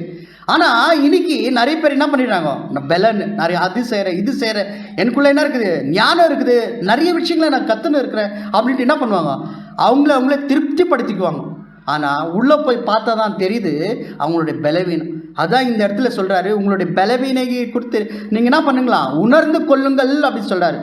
அப்போது கர்த்தருடைய சித்தம் என்னதென்று நீ என்ன பண்ணிக்குவே, தெரிஞ்சுக்குவே. அது தெரிஞ்சுக்கினா உனக்குள்ளே என்ன ஆகும், விளக்கு எரிஞ்சிட்டு இருக்கும் அப்படின்னு சொல்றாரு. Washing sister. இது நாம் அவருடைய வார்த்தைகளிலிருந்து வெளிப்படும் அவருடைய சித்தத்தை கற்றுக்கொள்வதில் நாம் காட்டும் வைராக்கியத்திலும் அந்த சித்தத்தை நம்முடைய ஜீவியத்தில் செயல்படுத்த நாம் முயற்சிப்பதில் உள்ள வைராக்கியத்திலும் வெளிப்படுகிறது. பாத்தீங்களா? அப்போ இன்னொரு விஷயம், நம்ம இன்னொரு படி தாண்டுவோம். அவருடைய சித்தத்தையும் வைராக்கியத்துடன் நம்ம என்ன பண்ணுவோம்? வெளிப்படுத்துவோம். அப்ப அதனுடைய அறிகுறி என்ன தெரியுங்களா? நம்முடைய விளக்கு என்ன இருக்குது? நம்ம எண்ணெய் ஊற்றி நம்ம அதிகமாக என்ன பண்ணிட்டு இருக்கிறோம்? பிரகாசிக்க செய்கிறோம். அப்போ நம்முடைய இருதயங்களை வெளிப்படுத்தக்கூடிய ஒரு விஷயம் எது தெரியுமா? இந்த மாதிரி நம்ம அந்த பரிசுத்தாவி நம்மளுக்குள்ள வந்துடுச்சுனாக்கா, அந்த பரிசுத்தாவினுடைய ஒரு நிலைப்பாடு, அந்த வெளிச்சம் நம்மிடத்தில் காணப்படவே. ஆனால் நம்மக்கிட்ட முதல்ல வெளிப்படும். யாரெல்லாம் இந்த நிலைமையை தாண்டுறாங்களோ அவங்களுக்குள்ளேருந்து வெளிவருகிற ஒரு அறிகுறி எதுன்னு பார்த்தீங்கன்னா, அவங்களுக்குள்ள அன்பு என்ன பண்ணோம்? வெளிவரும். அவங்களுடைய வார்த்தைகள் எப்படி இருக்கும்? அன்பாக இருக்கும். அவங்களுக்குள்ள ஒரு தெளிந்த புத்தி இருக்கும். எந்த ஒரு விஷயத்திலும் தெளிவான ஒரு புத்தியோடு இருப்பாங்க. அவங்க பார்த்தீங்கன்னா சாந்தமாக இருப்பாங்க. அவங்களுக்குள்ள பதட்டம் இருக்காது, நிதானமாக இருப்பாங்க. ஒவ்வொரு காரியத்தையும் நிதானமாக செயல்படுவாங்க. இந்த மாதிரி மனத்தாழ்மையோடு அவங்களுடைய வாழ்க்கையில் ஜீவனம் பண்ணுவாங்க அப்படின்னு நம்ம பார்க்குறோம். இதெல்லாம் அவங்களுடைய இருதயத்திலேருந்து என்ன ஆகும்னா வெளிப்படும் என்று நம்ம பார்க்கணும். ஒருவேளை மாறாக இந்த மாதிரி அவங்க இல்லைன்னா அவங்களுக்குள்ள காணப்படும் ஒருவேளை என்ன திறமை நடக்கும்? இந்த விளக்கில் விளக்கு எரிஞ்சுன்னு இருக்குது. இந்த விளக்கு எரியக்கூடிய இந்த விளக்கு என்ன பண்ணலன்னா எண்ணெய் ஊற்றலன்னாக்கா என்ன ஆகிடும்? அணிஞ்சிடும். ஒருவேளை அந்த விளக்கு எரிஞ்சுன்னு இருக்குது, காற்று வந்துச்சுன்னா அணிஞ்சிடும். ஒருவேளை அந்த விளக்கு எரிஞ்சுன்னு இருக்குது, ஏதோ ஒரு பொருள் அது மேலே மூடி வச்சிட்டாக்கா அணிஞ்சிடும். இந்த மாதிரி செயல்கள் நம்ம என்ன பண்ணிடக்கூடாது? வருத்தக்காக நம்ம என்ன பண்ணோம்? ஜாக்கிரதையாக இருக்கணும். இந்த மாதிரி ஒரு தாக்குதல் வரும். ஆனால் கூட நம்ம என்ன பண்ணுமா? நம்முடைய விளக்கு எரிஞ்சுன்னு இருக்கிற அந்த விளக்கு எப்பவுமே நம்ம என்ன பண்ணோம்? எரிய ஊட்டுன்னு இருக்கணும். எண்ணெயை நம்ம என்ன பண்ணணுமா? ஊற்றின்னு இருக்கணும் என்று நம்ம பார்க்குறோம். அப்படின்னா நம்முடைய விளக்கு அணியாதபடி நம்ம என்ன பண்ணிட்டு இருக்கணும்? நம்ம பார்த்துட்டு இருக்கணும் அப்படின்னு நம்ம பார்க்குறோம். ஆனால் இந்த மாம்சம் என்ன பண்ணாதுங்க? கூடாது. போராட்டம் நம்மளுக்குள்ள தொடர்ந்து போராடினே இருக்கும். ஒருவேளை ஒரு மனுஷன் இந்த நிலைமைக்கு அவர் போயிட்டாருன்னா, அப்படி விளக்கு அணியக்கூடிய ஒரு நிலைமையில போயிட்டாருன்னா முதல்ல சபை கூடுதலில் என்ன பண்ணுவாருங்க? கம்மி பண்ணுவார். அடுத்து வேத வாசிப்பு அவருடைய தனிப்பட்ட வாழ்க்கையில் என்ன ஆகாது? இருக்காது. அதுக்கப்புறம் விசுவாசம் என்ன ஆகிடும்? குறைக்கப்படும். அடுத்து பார்த்தீங்கன்னா சகோதர ஐக்கியம் என்ன பண்ணோம்? துண்டிக்கப்படும். ஸோ இந்த மாதிரி இருக்கும்போது முழுக்க அப்படி வெளிச்சம் என்ன ஆகிடும்? அணைந்து போடும். இந்த நிலைமைக்கு நம்ம போகக்கூடாது என்று நம்ம பார்க்குறோம். அப்படின்னா சரீரத்தின் விஷயங்களை நம்ம என்ன பண்ணுறோம்? நம்ம கவனிக்கிறோம் இல்லைங்களா? சரீரத்தின் விஷயத்தை எங்களை என்ன கவனிக்கிறோம்? ஏன்னா சாப்பிடணும், எவ்வளோ நேரத்துக்கு தூங்கணும், என்னெல்லாம் இந்த சரீரத்துக்கு தேவை நம்ம என்ன பண்ணுறோம்? அன்றாட வாழ்க்கையில் நம்ம கவனிக்கிறோமா? ஒருவேளை சாப்பிடாம இருக்கிறோமா? இல்லைங்களா? நல்ல நல்ல ஆடைகளை நம்ம என்ன பண்ணுறோம்? வாங்குகிறோம். இந்த சரீரத்துக்கு தேவையான நிறைய விஷயங்களை நம்ம என்ன பண்ணுறோம்? செய்கிறோம். ஆனால் ஆவிக்குரிய ஒரு விஷயத்துக்கு நம்ம யோசிக்கிறோமா? என்னுடைய ஆவிக்குரிய ஒரு ஜீவியம் எப்படி இருக்குது? நான் எப்படி வாழ்ந்துருக்கிறேன்? என்னுடைய ஒரு தனிப்பட்ட விதத்தில் வேத வாசிப்பு எப்படி இருக்குது? என்னுடைய ஜெபஜீவம் எப்படி இருக்குது? நான் எப்படி சகோதர மத்தியில் என்னுடைய ஐக்கியம் எப்படி இருக்குது? என்னுடைய கூடுகை எப்படி இருக்குது? இது எல்லாம் நம்ம யோசிக்கிறோமா? எந்த அளவுக்கு கிறிஸ்துவின் சாயலில் நான் என்னுடைய வளர்ச்சி இருக்குது? எந்த அளவுக்கு தேவன்கிட்ட நான் நெருக்கமான ஒரு உறவை வச்சு நிற்கிறேன்? இதெல்லாம் நம்ம என்ன பண்ணுறோம்? ஆவிக்குரிய விஷயத்தில் நம்ம யோசிக்கிறோமா? ஆனால் சரீர பிரகாரமாக நிறைய விஷயத்தை யோசிக்கிறோம். நம்முடைய ஒரு சரீரத்துக்கு தேவையான அநேக பொருட்களை என்ன பண்ணுறோம்? நம்ம வாங்குகிறோம். ஒருவேளை உடம்பு சரியில்லைன்னா கூட அதுக்கு தேவையான அநேக பொருட்களை நம்ம வாங்குகிறோம். ஆனால் ஆவிக்குரிய ஒரு விஷயத்துக்கு இந்த தேடுதல், இந்த ஒரு வைராக்கியம் நம்மளுக்கு இருக்குதா? நம்ம என்ன பண்ணுமா? சிந்தித்து பார்க்கணும் என்று நம்ம பார்க்குறோம். ஒருவேளை இந்த மாதிரி நம்ம தேடலை, இந்த மாதிரி நம்ம செயல்படலை, இந்த மாதிரி விடாமுயற்சி நம்மளுக்குள்ளே இல்லைன்னா நம்ம எப்படி இருப்போம்? பலவீனமாக இருப்போம். நம்மளுக்குள்ளே என்ன இருக்காது? சத்து வளர்ச்சி அடையாது. சத்து நம்மளுக்குள்ளே என்ன ஆகாது? இருக்காது அப்படின்னு நம்ம பார்க்குறோம். சரி, ஒரு கேள்வி. கர்த்தரிலும் அப்படி சத்துவத்தின் வல்லமையில் நம்ம எதுக்காக பலப்படணும்? ஏன் பலப்படணும்? எதுக்காக அப்படின்னு பார்த்தீங்கன்னா வசனம் வாசிக்கலாம். எபேசியர் 6:13. எபேசியர் 6:13. 13ஆம் வசனம். ஆகையால் தீங்கு நாளிலே அவைகளை நீங்கள் எதிர்க்கவும் சகலத்தையும் செய்து முடித்தவர்களாய் நிற்கவும் திராணியுள்ளவர்கள் ஆகும்படிக்கு தேவனுடைய சர்வாயுத வர்க்கத்தையும் எடுத்துக் கொள்ளுங்கள். பாத்தீங்களா? அப்படின்னா நம்மளுக்கு ஒரு தீங்கு நாள் என்று வருது. அந்த தீங்கு நாள் வரும்போது நம்மளுக்கு என்ன இருக்கணும்? அந்த டைம்ல என்ன இருக்கணுமா? அந்த டைம்ல நம்மளுக்கு சக்தி இருக்கணும். சக்தி இருந்தால் மட்டுமே அந்த தீங்கு நாள்ல நம்மளால என்ன பண்ண முடியும்? நிற்க முடியும், அதை ஜெயிக்க முடியும். அந்த தீங்கு நாளில் என்ன பண்ண முடியும்? ஜெயிக்க முடியும். ஒருவேளை அந்த தீங்கு நாளில் நம்ம பலன் இல்லைன்னா கண்டிப்பாக நம்மளால் என்ன பண்ண முடியாது? ஜெயிக்கவே முடியாது. அப்படின்னா தீங்கு நாள் என்று ஒரு நாள் வருது. அந்த நாளை சகலத்தையும் செய்து முடித்தவர்களாய் திராணி உள்ளவர்கள் ஆகும்படிக்கு நம்ம என்ன பண்ணுமா? சர்வ ஆயுத வர்க்கத்தை நம்ம தரித்துக்கணுமா? இப்போ இந்த சர்வ ஆயுதத்தை தரித்து கொள்ளணும்னா நம்மளுக்கு என்ன தேவை? சக்தி தேவை இல்லைங்களா? இப்போ சக்தியே இல்லைன்னா, இப்போ சாதாரண ஒரு மனுஷன் உடம்புல சக்தியே இல்லை, அவனால் அந்த ஒரு சர்வாயுதத்தை தரிக்க முடியுமா? அந்த கேடகத்தை பிடிக்க முடியுமா? கேடகத்தை பார்த்துருக்குறீங்களா? முழுசாக அந்த காலத்தில் முழுசாக பாடி ஃபுல்லாக மூடிடும். இப்படி கையில் பிடிச்சினா அதே எவ்வளோ கேஜி இருக்கும். இதை பிடிச்சிக்கணுமா தலையிலேருந்து கால் மட்டும் நம்மளை மறைச்சிடும். அதை பிடிச்சிக்கணுனால என்ன வேணுமா? சக்தி வேணும். வேணாம், கத்தியை பிடிக்கிறதுக்குள்ளே நம்மளுக்கு என்ன வேணுமா? பலன் வேணும். கத்தியை பிடிக்கிறதுக்கே பலன் வேணும். அப்படின்னா பலன் இல்லைன்னா கத்தியை பிடிக்க கூட முடியாது, யுத்தம் பண்ணவும் முடியாது. அப்படின்னா கர்த்தரிலும் சத்துவத்தினும் நம்ம என்ன பண்ணணுமா? பலப்படணும். ஆனால் இன்னைக்கு ஸ்டடி பண்ணுறாங்க, நல்லா ஸ்டடி பண்ணுறாங்க, நிறைய விஷயத்தை தெரிஞ்சுக்கிறாங்க. அந்த கத்தி எவ்வளோ பெருசு இருக்கணும், எவ்வளோ நீட்டு இருக்கணும், எப்படி இருக்கணும் ஸ்டடி பண்ணுறாங்க. ஆனால் தனக்குள்ளே அந்த கத்தி பிடிக்கிறதுக்கு சக்தி தேவையான என்ன பண்ணுறதில்ல. அப்படின்னா என்ன சொல்ல வரேன்னா, இன்னைக்கு நிறைய விஷயங்களை படிக்கிறாங்க, வால்யூமு, ரீப்ரிண்ட்டு, அநேக விஷயங்களை படிக்கிறாங்க. படித்து என்ன பண்ணுறாங்க? அதை புரிஞ்சுக்கிறாங்க. ஆனால் அந்த படித்த விஷயங்கள் தன்னுடைய வாழ்க்கையில் அவர் என்ன பண்ணுறதில்ல, பிரயோகம் பண்ணுறதில்ல. ஒரு சின்ன சின்ன விஷயத்தில் என்ன பண்ணிடுறாங்க? கீழே விழுத்துறாங்க. ஒரு சின்ன விஷயம் அவங்களால சகிச்சுக்கிறதுக்கு முடியறதில்ல. என்ன பண்ணுறாங்க? வாக்குவாதம், விவாதம், சண்டை, இப்படி என்ன ஆயிடுதுங்க? சகோதர அன்பே துண்டிக்கப்படுது. நிறைய விஷயம் தெரியும், நிறைய படிச்சிருப்பாங்க, நிறைய விஷயம் தெரியும். ஆனால் சின்ன விஷயம் என்ன பண்ண முடியறதில்ல, அதை கடைப்பிடிக்க முடியறதில்ல. பார்த்தா உலகத்துலேயே அந்த குணலட்சணம் இருக்கும், உலகத்துக்காருக்கே இருக்கும். ஆனால் நம்மளுக்குள்ள அந்த சின்ன விஷயம் நம்மளால் என்ன பண்ணல, ஓவர் கம் பண்ண முடியல. காரணம் நம்மளுக்குள்ள என்ன பண்ணல, பலன் இல்லை, சக்தி இல்லை, வளரல அப்படின்ட்டு நம்ம பார்க்குறோம். சரி, நம்முடைய ஒரு போராட்டம் எதில் இருக்குது? நம்முடைய போராட்டம் எதில் இருக்குன்னு பார்த்தா கலாத்தியர் 5:17 வசனம். கலாத்தியர் 5:17. கலாத்தியர் 5:17 வசனம். மாம்சம் ஆவிக்கு விரோதமாகவும் ஆவி மாம்சத்துக்கு விரோதமாகவும் இச்சிக்கிறது. நீங்கள் செய்ய வேண்டும் என்றிருக்கிறவைகளை செய்யாதபடிக்கு இவைகள் ஒன்றுக்கொன்று விரோதமாய் இருக்கிறது. பாருங்க, மாம்சம் ஆவிக்கு விரோதமாகவும் ஆவி மாம்சத்துக்கு விரோதமாக என்ன இருக்குதுங்க? ஒன்றுக்கு ஒன்று எதிரியாடியாக இருக்குது. வாசிக்கலாம், ரீபிட் 52:11.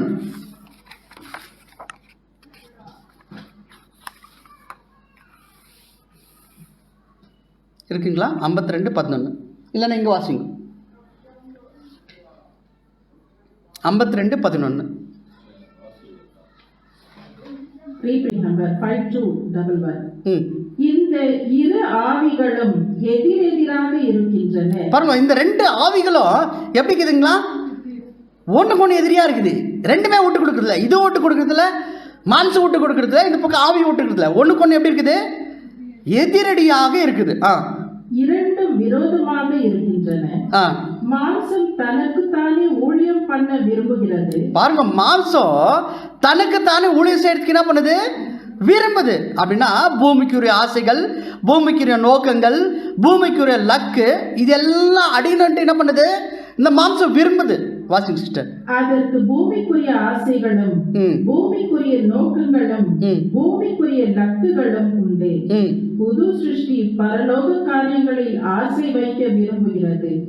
மேலும் அது இனி பூமிக்குரிய நன்மைகளுடன் மனிதனாக வாழ விரும்பாமல் மாம்சத்தில் இருந்து கொண்டு ஆவியின் ஜீவியாக வாழவும் பூமிக்குரிய நன்மைகளையும் நோக்கங்களையும் எதிர்பார்ப்பையும் பலியிடவும் விரும்புகிறது. பாத்தீங்களா? இப்ப ரெண்டு விஷயத்தை நம்ம பார்த்துட்டோம்.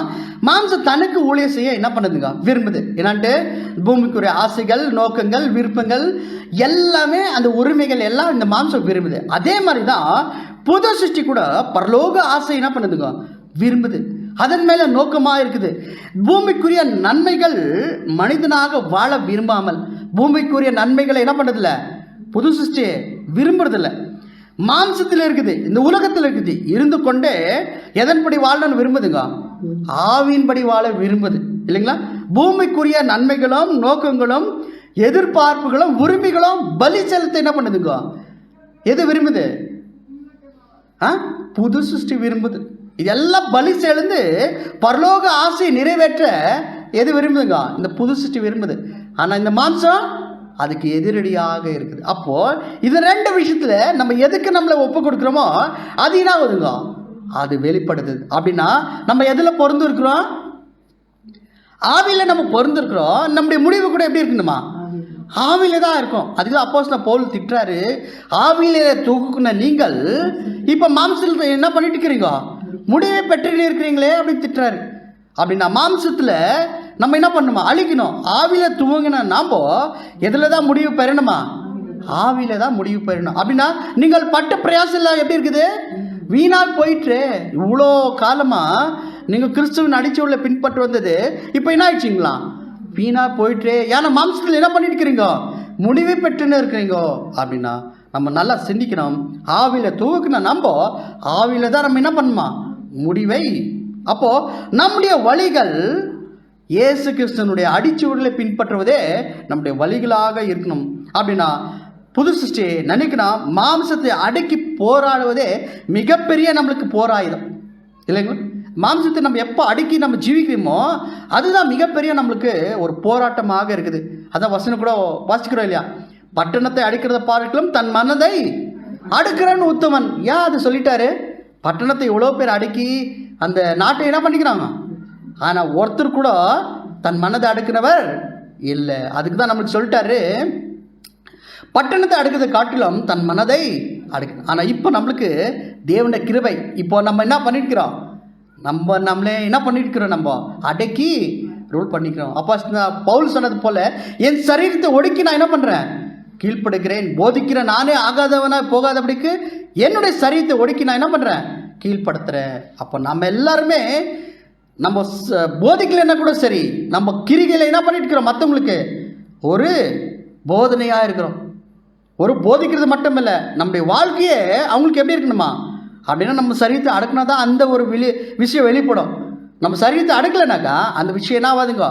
வெளி வராது அப்படின்னு நம்ம பார்க்குறோம். அப்போ நம்மளுக்கு போராட்டம் உலகம் மற்றும் சாத்தான், இந்த மாம்சம் நம்மளுக்கு போராட்டமாக இருக்குது.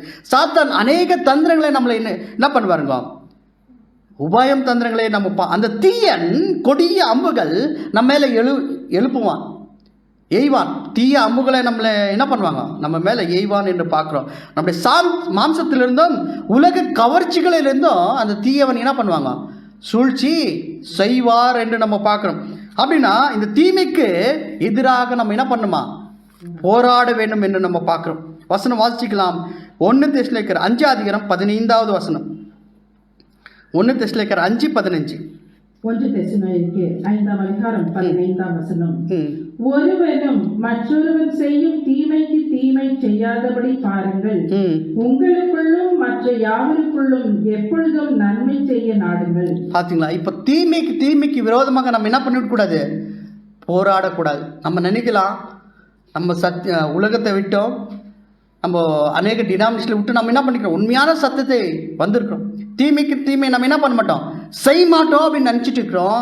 ஆனால் நம்மளுக்குள்ள என்ன இருக்கும்? ஒரு சகோதரன் நம்மளுக்கு விரோதமாக எதனா செஞ்சால் நம்ம என்ன பண்ணுவோம்? அதுவே நம்ம செய்யக்கூடிய ஒரு நிலைமை நம்மளுக்குள்ளே இருக்கும். ஆனால் நம்ம என்ன பண்ணுவோம்?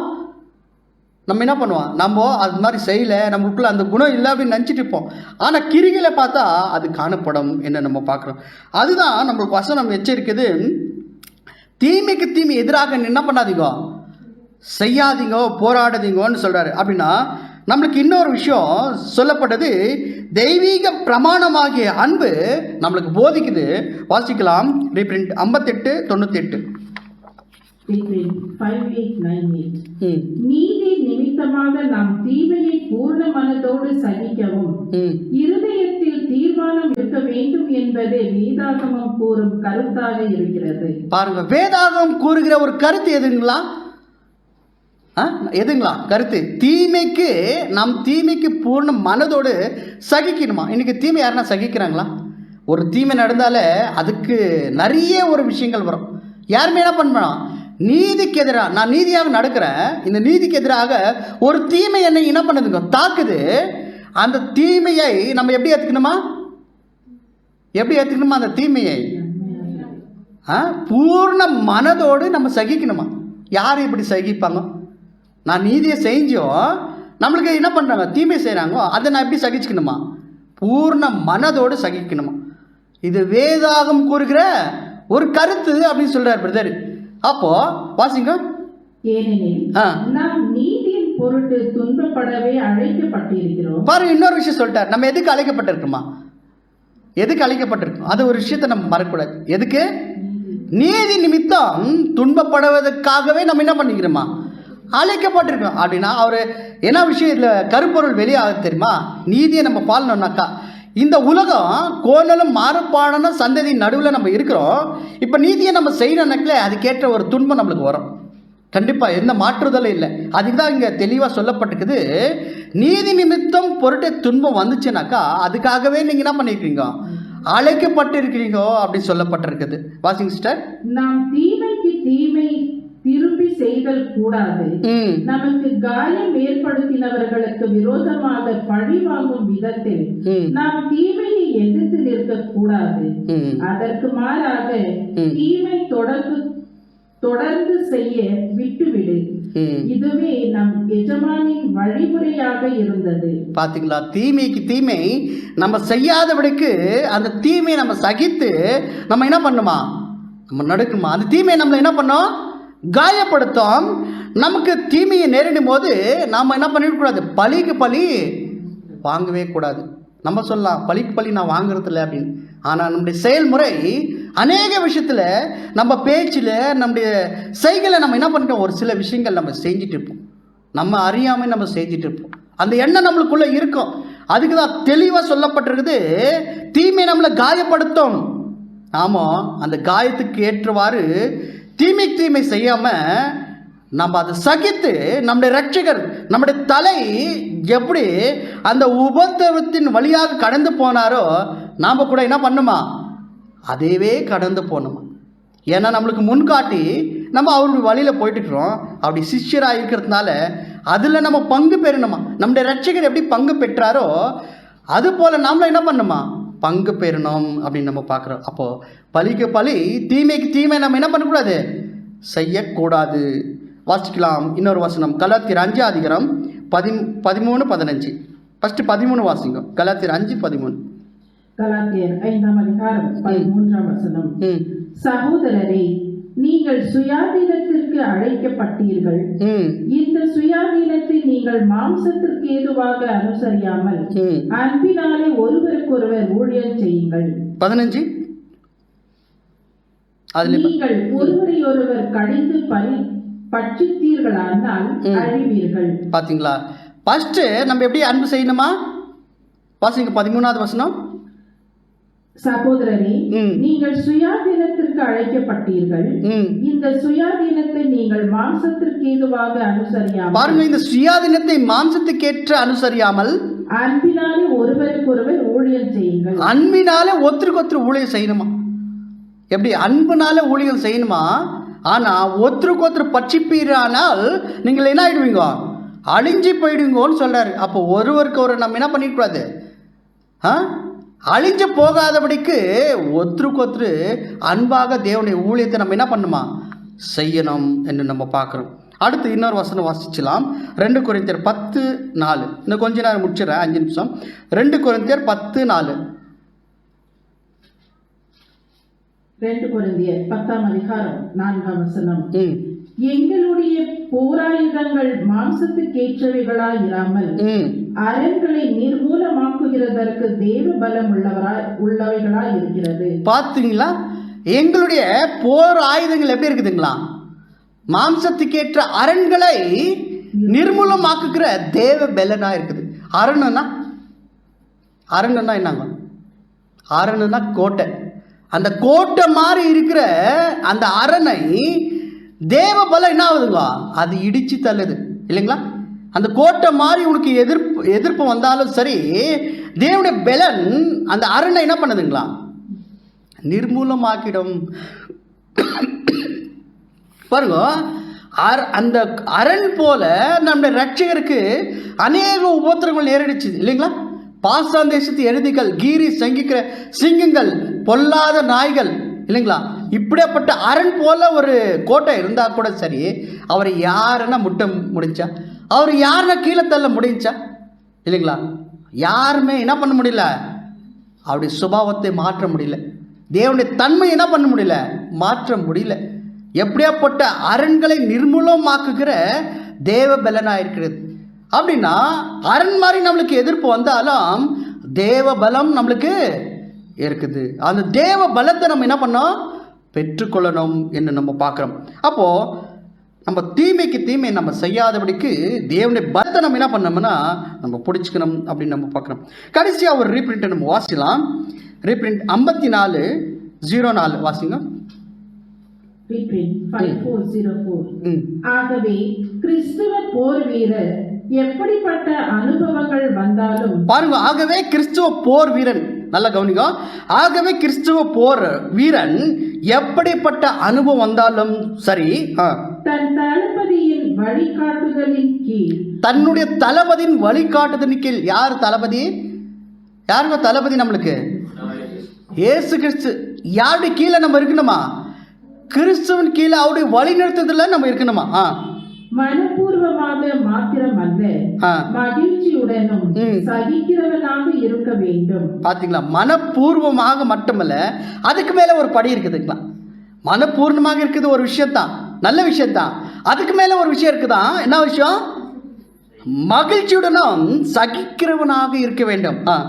இந்த அனுபவங்கள் தனக்கு நித்திய கனமகிமையை உண்டாக்க வழி நடத்தும் என்று அறிந்து கர்த்தருடைய இந்த ராணுவத்தில் நுழைய தான் அனுமதிக்கப்பட்டதற்காக சந்தோஷப்பட வேண்டும். பாத்தீங்களா, கண்டிப்பா இந்த ஒரு இடுக்கமான வாசலில் பிரவேசிக்கிறதுக்கு, இந்த போர்க்களத்தில் நிற்கிறதுக்கு, இதுல போர் செய்கிறதுக்கு நம்ம என்ன பண்ணுமா? சந்தோஷப்படணுமா? இது அனுமதித்தாரே, இந்த வாய்ப்பை கொடுத்தாரு அப்படின்ட்டு நம்ம என்ன பண்ணுமா? சந்தோஷப்படணும். மாறாக முறுமுறுக்க கூடாது, குறை சொல்லக்கூடாது இல்லைங்களா? இந்த மாதிரி செயல் இல்லாமல் நம்ம என்ன பண்ணுமா? சந்தோஷப்படணும். நிறைய பேர் நம்ம கேட்டிருக்கோம், எனக்கு வந்த போராட்டம் ரொம்ப பெருசுப்பா, என்னால் தாங்க முடியல, அவ்வளோ ஒரு போராட்டம் இந்த வழி அப்படின்னு சொல்கிறது. ஆனால் இங்கே என்ன சொல்லுது நம்மளுக்கான அறிவுரை, இந்த ஒரு தனக்கு கிடைக்கப்பட்ட இந்த ஒரு அனுமதி, இந்த இராணுவத்தில் நுழைய தன் அனுமதிக்கப்பட்டதன் விஷயத்தில் எப்படி இருக்கணுமா? சந்தோஷப்படணுமா? Washing sister. கிறிஸ்துவன் அடையும் இந்த பல்வேறு கடின அனுபவங்கள் அவனது நன்மைக்காக வடிவமைக்கப்பட்டவை யாதலால். பாருங்க, இது எதுக்காக? ஒரு நம்ம பாடு, உபத்திரம், கஷ்டம் எல்லாமே சொல்றோம் இல்லையா? இது எதுக்காக? எது வடிவம் அமைக்கிறதுக்காக? அவருடைய நன்மையின் வடிவம் அமைக்கிறதுக்காகவே இது என்ன இருக்குதுங்களா? நம்மளுக்கு கொடுக்கப்பட்டிருக்குது. அவன் நித்திய ஜீவனை பற்றி கொள்ளவும் ராஜ்யத்தில் தன் மீட்பரோடு பங்கு பெறவும் அனுகூலம் அடைய செய்யும். பாத்தீங்களா, இது எந்த நன்மை? நம்மளுக்கு வடிவம் அமைத்திருக்கிற நன்மை எது அப்படின்னு பாத்தீங்கன்னா, நித்திய ஜீவன், ராஜ்யத்தில் மீட்பரோடு பங்கு பெறக்கூடிய ஒரு விஷயம். இதுதான் நன்மை. யாருக்கு? யாரெல்லாம் இந்த மாதிரி தன் தளபதியின் கீழ் வழிநடத்தப்படுகிறார்களோ, அவர் பெற்ற பங்கு இவரையும் பெறுகிறாரோ, அவங்களுக்கு கிடைக்கிற ஒரு பரிசு எதுன்னு பார்த்தீங்கன்னா, நித்திய ஜீவன், ராஜ்யத்தில் தன் மீட்பரோடு என்ன கிடைக்குமா? பங்கு பெறுவார்கள் என்று நம்ம பார்க்குறோம். அப்படின்னா இதெல்லாம் நம்ம பெறணும்னா நம்மளுக்கு என்ன தேவை? கர்த்தரிலும் அப்படி சத்துவத்தின் வல்லமையிலும் நம்ம பலப்படணும். அப்படி பலப்படுத்தால் மட்டுமே நம்ம என்ன பண்ண முடியும்னா, நம்முடைய தளபதியின் கீழ் வழிநடத்தப்பட்டு இந்த ராஜ்யத்தை நம்ம என்ன பண்ண முடியும்? பெற முடியும் என்று நம்ம பார்க்குறோம். சரி, கடைசியாக ஒரு poem நான் வாசிச்சிடுறேன். உன் உடனான போராட்டம் எப்படி போகிறது? உன் உடனான போராட்டம் எப்படி போகிறது? சகல தீய காரியங்களுக்கு எதிராக வாழ்நாள் முழுவதும் போராட்டம். சகல தீய காரியங்களுக்கு எதிராக வாழ்நாள் முழுவதும் போராட்டம். உன்னுடையது குறைவான விரோதம் அல்ல. உன்னுடையது குறைவான விரோதம் அல்ல. உன்னுடைய சுயநல் நோக்கம் அல்ல. உன்னுடைய சுயநலம் நோக்கம் அல்ல. அது ராட்சதர்களுக்கும் ராஜாக்களுக்குமான போர். அது ராஜர்களுக்கும் ராஜாக்களுக்குமான போர். போராட்டம் நீண்ட நாட்கள் என்று சொல்லாதே. போராட்டம் நீண்ட நாட்கள் என்று சொல்லாதே. அது ஒரே ஒரு போராட்டம். போராட்டம் முடிந்தது. அது ஒரே ஒரு போராட்டம் முடிந்தது. உனது வெற்றியை கொடுக்க இரண்டாவது போர் இல்லையே. உனது வெற்றியை கொடுக்க இரண்டாவது போர் இல்லையே. அந்த ஒன்று என்றென்றைக்குமான வெற்றி. தேவன் தாமே இந்த வசனங்களை ஆசீர்வதிப்பார். ஆமென்.